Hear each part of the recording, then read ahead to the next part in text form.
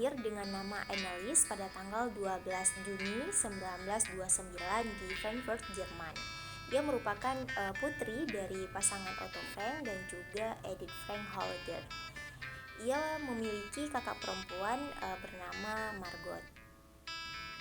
Keluarga Frank merupakan penganut Yahudi liberal. Mereka tidak melakukan semua kebiasaan dan juga tradisi Yahudi. Mereka tinggal di lingkungan masyarakat yang merupakan warga Yahudi dan non-Yahudi dari berbagai agama. Edith Frank adalah orang tua yang lebih taat beragama dan berbeda dengan suaminya yang lebih tertarik pada kegiatan ilmiah dan memiliki perpustakaan yang sangat luas. Keduanya sama-sama mendorong anak-anaknya untuk rajin membaca. Tahunnya yang ke-13, pada tanggal 12 Juni 1942, Anne Frank menerima sebuah buku catatan kecil yang ia tunjuk kepada ayahnya di sebuah toko beberapa hari sebelumnya. Meskipun buku itu sebenarnya adalah sebuah buku tanda tangan bersampul kain merah putih dengan sebuah kunci kecil di depan.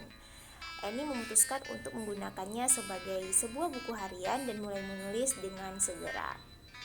Otto Frank menjadi satu-satunya anggota keluarga yang selamat dan kembali ke Amsterdam setelah perang. Mengetahui bahwa buku harian Annie disimpan oleh salah seorang penolong bernama Mick Gibbs, berkat upayanya buku harian ini akhirnya diterbitkan dan pada tahun 1947. Sejak saat itu, buku harian Annie telah diterjemahkan ke dalam banyak bahasa. Bahasa aslinya itu bahasa Belanda dan pertama kali diterbitkan dalam bahasa Inggris pada tahun 1952 dengan judul The Diary of a Young Girl. Buku harian tersebut yang dihadiahkan pada Annie pada ulang tahunnya yang ke-13, mengisahkan perjalanan hidupnya dari tanggal 12 Juni 1942 sampai dengan 1 Agustus 1944.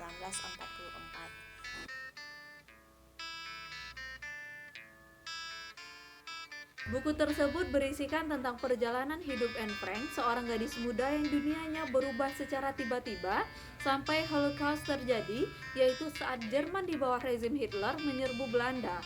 Anne Frank harus menghadapi kekejaman hanya karena ia dilahirkan sebagai seorang Yahudi. Karena itu, Anne Frank hidup di dalam persembunyian dengan ruang yang terbatas dan tidak ada kepastian. Dalam persembunyian mereka harus menanggung kebosanan, kekurangan pangan dan kenaikan harga. Mereka harus tetap diam bahkan jika terjadi ketegangan dan pertengkaran, dan saat mereka mendengar serangan udara dan suara tembakan. Mereka terus-menerus harus hidup seperti itu selama sekitar 2 tahun sampai keberadaan mereka terungkap ke Gestapo lalu mereka dibawa ke kamp Nazi. Buku harian itu berakhir tiba-tiba pada tanggal 1 Agustus tahun 1944. Buku ini ditemukan di loteng tempat persembunyiannya setelah persembunyiannya terungkap. Di dalam buku tersebut, Anne sering berkata, segera ketika semuanya menjadi normal kembali. Nah, ini menunjukkan bahwa Anne Frank sangat ingin keadaan kembali seperti semula. Untuk gadis seusianya, Anne Frank tidak begitu polos. Ia sangat kritis dalam menanggapi peristiwa yang terjadi dan juga cukup bijaksana. Ketika Anne Frank berdebat dengan ibunya, Anne Frank lebih suka menuangkannya di atas kertas. Ia mengatakan bahwa lebih baik kata-kata kasar di atas kertas daripada ibu harus menyimpannya di dalam hatinya. Pada hari Rabu, tanggal 13 Januari 1943, Anne menceritakan kondisi sekitarnya yang dapat diintip dari bilik jendela. Banyak orang yang mulai diseret pergi tanpa membawa apa-apa, dan keluarga mereka tercerai-berai. Seperti beberapa anak yang diceritakan oleh Anne Frank, anak-anak tersebut ada yang pulang dan mendapati kedua orang tua mereka tidak ada lagi di rumah. Di akhir buku ini dijelaskan awal mula terbentuknya Nazi serta sejarah keluarga Anne Frank tersebut, dan beberapa foto-foto keluarga Anne Frank dan bangunan yang menjadi tempat persembunyian rahasia mereka selama 25 tahun. Nah, banyak kutipan yang menarik dari buku ini. Salah satunya di halaman 23, yaitu jangan mengkhawatirkannya. Kita akan mengatur semuanya. Manfaatkanlah kehidupan masa mudamu yang bebas selagi masih bisa.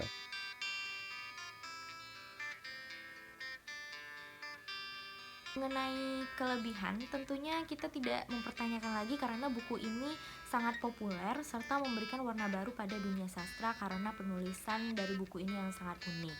Lalu cara Anne Frank menceritakan dan menuliskannya dalam bentuk kata-kata yang merekam kejadian apa yang dia alami selama masa perang berlangsung itu juga menarik perhatian karena membuat kita juga merasakan apa yang dirasakan oleh Anne Frank sendiri. Emosi kita juga ikut terpacu ketika membaca buku Anne Frank ini yang berjudul Dear Kitty.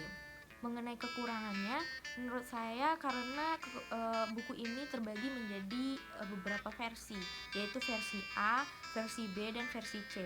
Yang versi A ini dimana buku ini buku diari Anne Frank langsung yang pertama kali dia tulis. Karena banyaknya revisi dan versi dari buku ini membuat para pembaca yang penasaran dengan kisah Anne Frank ini sedikit kebingungan dan bingung memilih versi apa yang harusnya dia baca. Lalu juga adanya kata-kata yang dikebiri serta diedit dan diminimalisirkan. Terima kasih.